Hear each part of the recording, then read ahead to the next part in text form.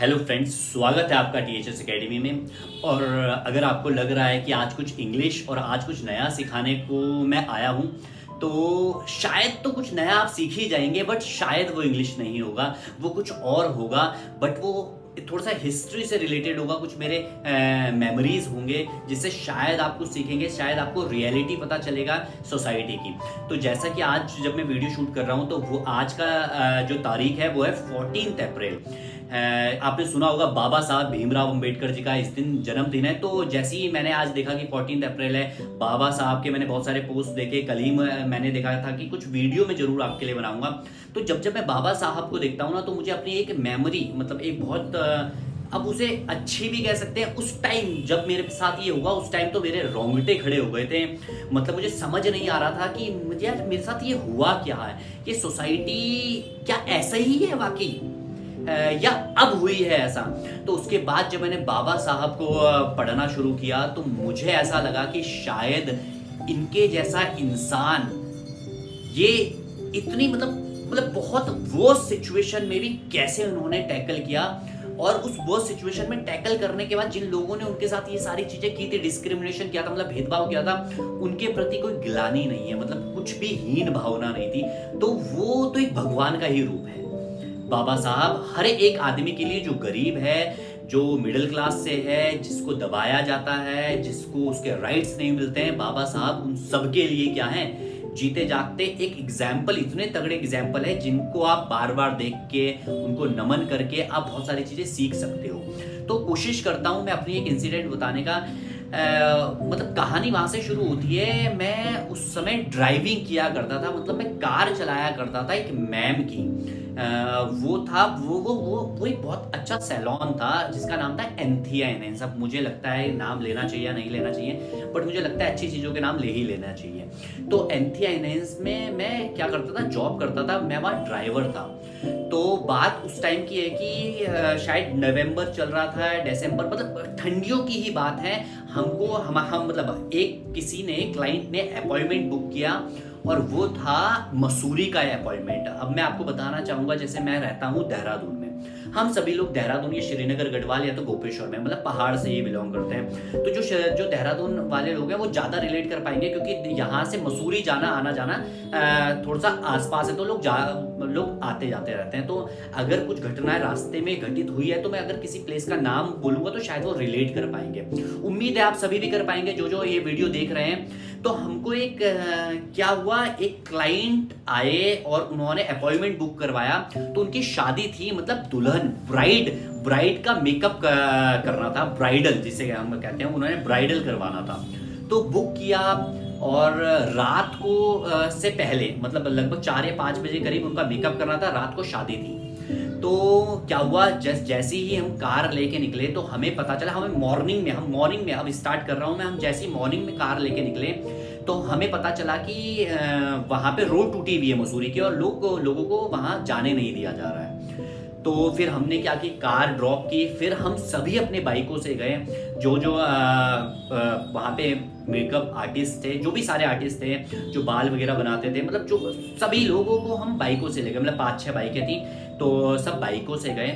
तो सोचिए, उतनी वर्स्ट सिचुएशन में भी जहाँ पे हम जा रहे थे, तो वहाँ पे हमने उनको प्रायोरिटी दी, इस सिचुएशन में भी। और वहां पे हमारे साथ क्या हुआ, जरा कोशिश करते हैं समझने की, शायद आप रिलेट करेंगे। जैसे ही हम गए, तो चुंगी पे हमें रोका गया, तो और चुंगी से आगे, चुंगी एक जगह है जहाँ पे बाहर के लोगों को क्या करते हैं, जो लोकलाइट नहीं है, जो मसूरी में नहीं रहते हैं, या जो मसूरी के रास्ते से आगे जिनका गाँव नहीं है, तो उनसे वो पैसे लेते हैं 50-60 रुपए, जो हर जगह लिया जाता है। तो वहां पे पुलिस चेकिंग भी करती है। तो वहां पे उस टाइम बैरियर लगे हुए थे कि इससे आगे जाने के अब आपको परमिशन नहीं है। तो देहरादून वाले समझ लेंगे, जो लोकल हैं, चुंगी के ही ठीक बगल में राइट हैंड साइड को एक चढ़ाई वाला रास्ता जाता है, बहुत कंक्रीट टाइप का रास्ता है वहां पे, मतलब नेक्स्ट टू इम्पॉसिबल है अगर कोई लोकल नहीं है तो आपके साथ, मतलब आप नहीं चला सकते हो गाड़ी वहां पे, इतनी तगड़ी बाइक भी नहीं चला सकते हो अगर आप लोकल नहीं हो तो। मतलब समझ लो एक ट्रैक है, मतलब पैदल चल सकते हो, बाइक नहीं चला सकते हो। बट उस सिचुएशन को भी हमने हैंडल किया, और सभी लोग बाइकों से गए, बहुत आराम से गए। 1 घंटे का रास्ता 2 घंटे में हमने तय किया। और जैसे ही हम उस होटल पे पहुंचे, हमारा चेक इन हुआ, मतलब हम वहां पे गए चेक इन, तो हम वहां पे गए, 5 स्टार होटल था। तो का पहली बार मौका मिला 5 स्टार होटल में जाने का, खुशी ही अलग थी, अलग ही लेवल की खुशी थी 5 स्टार होटल में जाने की। कभी देखा नहीं था कि गेट पे कोई गाड़ी आ रही है हमें लेने और वो बिल्कुल चढ़ाई से 1-1.5 किलोमीटर अंदर ले जा रही है अपनी प्रॉपर्टी में, और फिर वो कैब नीचे उतरवा रही है। वहाँ पे गेट कीपर खड़े हुए हैं, वो हमारा स्वागत कर रहे हैं। बिल्कुल मतलब पहला एक्सपीरियंस काफ़ी अच्छा था। अगर कोई मिडिल क्लास या गरीब तबके के आदमी जब जाते हैं तो उनके लिए कुछ अनोखा ही रहता है। शायद उन्होंने ज़िंदगी में नहीं सोचा था, शायद मैंने भी कभी ऐसा ज़िंदगी में नहीं सोचा था कि कभी शायद 5 स्टार होटल में जाएं। तो मौका मिला वहाँ पे जॉब करते करते, तो हम 5 स्टार होटल में गए। महल जैसा वहाँ पे सीट जैसे हम अंदर गए तो 2 गेट कीपर थे, वो नमस्ते किया, उन्होंने ग्रीट किया, काफ़ी अच्छा लगा।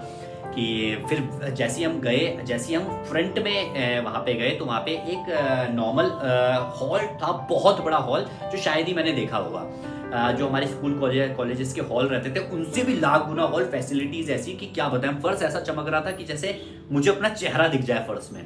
तो वो बिल्कुल काफी अलग एक्सपीरियंस था। महलों जैसे हम पिक्चरों में देखते थे कि इधर साइड से भी गोल टाइप की सीढ़ी जा रही, उधर साइड से भी गोल टाइप की सीढ़ी जा रही और वो एक जगह पे टेरेस पे जाके मिल रही है। तो वो चीज मैंने देखा। तो ये मैं इसलिए बता रहा हूँ क्योंकि आगे कहानी में शायद आप रिलेट कर पाएंगे। तो हमने जो आर्टिस्ट वगैरह थे उन सभी ने अपना काम बखूबी निभाया और बहुत अच्छे से मेकअप किया पूरे तहे, मतलब उन सब का, ब्राइडल का तो था ही, बट जो उनके रिश्तेदार थे और भी बड़ी फैमिलीज में क्या होता है, जो छोटी रहती है, जो हमारी मिडिल क्लास फैमिलीज रहती है, गरीब परिवार रहते हैं, तो उसमें क्या होता है सभी अपना अपना मेकअप कर लेते हैं और ब्राइड जो रहती है उनका मेकअप करवाने के लिए हम बुला लेते हैं। बट वहां पे ऐसा था कि हमने ब्राइड का तो मेकअप किया, वहां पे जितने उनकी मम्मी थे, पापा थे, भाई थे, भतीजे, मतलब जितने परिवार के मेंबर थे लगभग 15 से 20, हमने उन सब का मेकअप किया, बहुत अच्छे से मेकअप किया। ऐसा नहीं है पेमेंट की कोई दिक्कत आई, उन्होंने पेमेंट बहुत अच्छे अंदाज से किया। तो अभी तक की कहानी बहुत बढ़िया चल रही थी और हमें सुकून मिल रहा था कि यार लोग ऐसे होते हैं। मतलब बड़े लोगों से मुलाकात हमने पहली दफे की थी उस टाइम, और हमने मतलब मेरे माइंड में ऐसी छवि निकली, यार ये तो कितने अच्छे लोग हैं और कितने अच्छे से ट्रीट करते हैं ये लोगों को। तो सभी अच्छे होते हैं वैसे, बट ये होता है कि जब हम कहीं पे पले बड़े रहते हैं ना, तो वहाँ पे जैसा माहौल रहता है हम भी सीखते वैसे ही हैं। शायद उनके साथ भी ऐसा ही था, तो उन्होंने बहुत अच्छे से ग्रीट किया हमें, बहुत अच्छे से रखा, बहुत अच्छे से सब चीज़ पूछा। तो जैसे ही जाने का वक्त हुआ तो वहाँ पे हमारा फिक्स था कि वो हमें क्या है, रात हो गई थी, तो रात को कहीं शायद होटल खुले हों ना खुले हों, तो हमें वहीं से खाना खा के जाना था। तो वहाँ पे एक मेंबर आया तो उन्होंने बोला भी कि आप ना कि खाना खा के जाइएगा। तो मैंने बोला बिल्कुल बेशक खाना खा के जाएंगे। तो अब एक्चुअली क्या हुआ, जैसे ही अब हम 10-11 शायद 6 थी, तो शायद 10 से 12 लोग थे हम जो वहाँ पे उन सबके मेकअप वगैरह करने गए थे। तो हमारी जो मैम थी जो हमें लीड कर रही थी, तो उन्होंने बोला सब एक साथ जाएंगे तो सही है, क्योंकि ड्रेस पहनी हुई थी हमने डांस की। तो मैम कहती है कि आप ना आधे आधे करके जाओ। उनका कहना बिल्कुल सही था कि आधे आधे करके जाएंगे तो एक 5 जने जाएंगे, फिर 5 जने या 6 जने दोबारा चले जाएंगे। तो जैसे ही पहले मैं गया और मेरे साथ 3-4-5 जने और थे, तो जैसे ही मैं बोल रहा हूँ ना, इधर साइड से भी सीढ़ियाँ थी वो और उधर साइड से भी सीढ़ियाँ थी। देखिए अगर आप वीडियो देख रहे हैं तो आपको समझ में आएगा, अगर आप स्किप कर देंगे तो आपको बिल्कुल स्टोरी समझ में नहीं आएगी। तो वो जो महल वाली सीढ़ियाँ जिसे मैं कह रहा था कि महल जैसी लग रही थी, उन्हीं सीढ़ियों से मैं ऊपर गया और टेरिस में गया। वो खुशी अलग थी कि अच्छा वहाँ पे बहुत सारे लोग दिखे मैंने और सभी लोग खाना ही खा रहे थे। तो जैसे ही मैं एंटर किया खाने के स्थान पे, मैंने एक प्लेट ली और प्लेट और चम्मच भी ली मैंने साथ में। चम्मच मैंने प्लेट के नीचे ऐसे दबा, प्लेट ऊपर थी और चम्मच मैंने उंगलियों पे ऐसे दबा दी थी। देखिए मुझे कितनी छोटी छोटी वो बारीकियां याद है, मुझे हर एक वो मूवमेंट याद है उस चीज का, कि क्योंकि वो घटना ही ऐसी थी। तो जैसे ही मैंने प्लेट मेरे हाथ में थी और यहाँ से मुझे करछी से पनीर निकालना था, और पहला जैसे मैं गया तो मैं पनीर पे ही रुका था। तो जैसे ही मैंने करछी से, जरा कोशिश करिएगा, सारा सार वीडियो का ये जो सारा सार है ना वो यही है, पनीर है सारा सार। तो जैसे ही मैंने करछी उठाई, और मुझे आज भी याद है वो उस करछी में 3 पनीर के पीस थे, बाकी हल्की ग्रेवी थी और वो डायमंड शेप में कटे हुए थे पनीर के पीस। देख रहे हैं कैसे याद है मुझे, इवन पनीर का पीस मुझे याद है, और तीनों किस वे में रखे हुए थे, मतलब कहाँ किस पोजीशन में थी उसमें, वो भी मैं आपको बता सकता हूँ। तो जैसे ही मैंने उठाया उस करछी को और जैसे ही मैं अपनी प्लेट में डालने को हुआ, वहां से एक व्यक्ति आता है और मतलब मेरे हाथ में खाना है और वो उसी टाइम मुझे टोकता है कि आप लोगों का ना खाना यहाँ नहीं है, आप यहाँ कैसे आ गए? तो मैंने उनसे सिर्फ हँसते हुए पूछा, बोला क्यों, खाना तो यहीं बन रहा है ना, तो यहाँ पे सभी का ही खाना होगा। तो बोला आप लोगों का नहीं है, ये हम लोगों का खाना है, आप लोगों का खाना नहीं। तो वो जो पनीर के पीसेस थे, मेरे पीछे एक और लड़का था, मैंने उसकी तरफ देखा और मेरे उस टाइम रोंगटे खड़े हुए थे, क्योंकि उसका बोलने का अंदाजा ऐसा था कि ये वाला खाना तुम्हारे लिए नहीं है, तुम लोगों का काम कुछ और है, मतलब तुम लोग थोड़ा सा नीचे तबके के लोग हैं, तुम यहाँ खाना नसीब नहीं हो सकता तुम्हें, तुम नीचे जाओ, कहीं और बन रहा है तुम्हारा खाना वो है। मतलब उस टाइम मेरे मुंह पे मेरा मेरा जो पूरा फेस था ना, वो मेरा पूरा फेस रेड हो गया था, मेरे रोंगटे खड़े हो गए थे, क्योंकि ऐसा डिस्क्रिमिनेशन मैंने देखा ही नहीं था कि अच्छा ऐसा भी होता है कि खाने हम बड़े लोगों के साथ शायद उनके साथ बैठ के खाना ना खा पाएं, या उनको ऐसा लगे कि इनके साथ, मतलब कि मुझे ऐसा लगता था कि यार किसी इंसान के साथ खाना खाना है मैं क्या हर्ज है। देखो अभी ना स्टोरी बताते हुए मेरा गला सूख रहा है, मतलब ऐसा इंसिडेंट, मेरा गला सूख रहा है, मेरी आंखें तक थोड़ा सा नम है मेरी, कि मतलब जब उन्होंने खाने के लिए टोका और उन्होंने उनके बातों में, मतलब उनकी आवाज में वो कशिश थी कि हमको नीचा दिखाने की, कि जो तुम काम कर रहे हो ना, ये काम बिल्कुल निम्न स्तरीय काम है, इस काम को करके तुम हमारे साथ खाना तो कम से कम नहीं खा सकते हो। तो वहां से मैं नीचे गया, मेरे रोंगटे खड़े हो गए, मेरा मुंह पूरा लाल हो गया। वो इंसिडेंट मैंने पहली बार देखा ऐसा डिस्क्रिमिनेशन मैंने पहली बार देखा, अपनी ज़िंदगी में पहली बार देखा। शायद मैं उस जाति से बिलोंग ना करता हूँ जिसके साथ ही सारी चीज़ें घटनाएं होती है, बट मैं वो उस टाइम पूरे दुख मुझे याद आ गए कि लोग कहते थे कि इनका पानी अलग होता है गाँव में, इनके नलके अलग रहते हैं, इनके कुएँ अलग रहते हैं। तो मुझे वो सारी इंसिडेंट याद आ गए थे।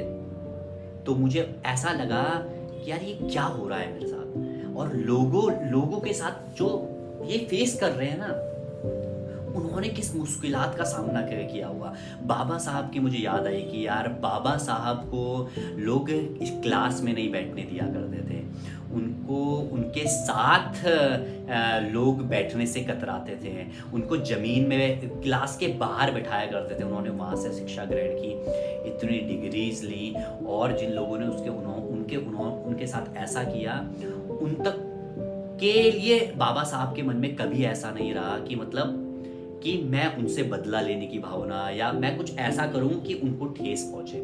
तो ऐसा वो महापुरुष है, बाबा साहब महापुरुष हैं। जो बाबा साहब की बुराइयां करता है तो उनसे हाथ जोड़ के विनती करता हूं आप उन्हें एक बार पढ़ें, क्योंकि ये इंसिडेंट देखो, सोसाइटी में डिस्क्रिमिनेशन हर एक तरह का है।